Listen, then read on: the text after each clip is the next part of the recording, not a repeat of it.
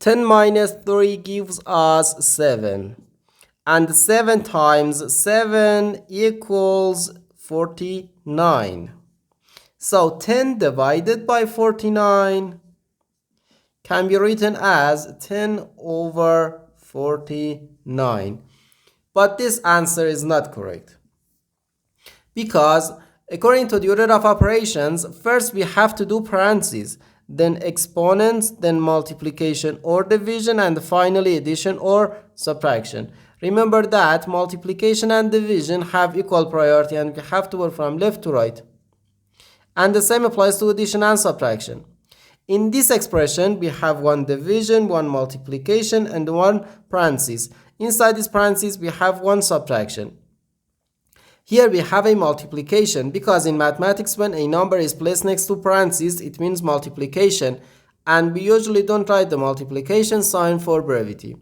Okay, so according to the PEMDAS, first we have to do this parenthesis, then this division, and then finally this multiplication. If we do this multiplication before this division, it is wrong.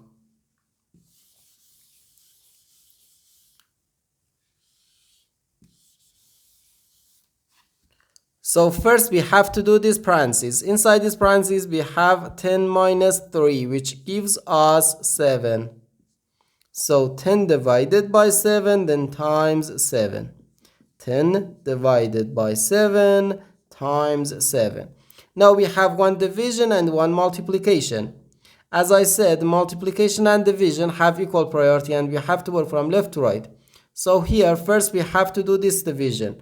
10 divided by 7 can be written as 10 over 7, then times 7. Now we can easily cancel this 7 and this 7, so here we have just 10. And this is our final answer to this problem. The correct answer is 10.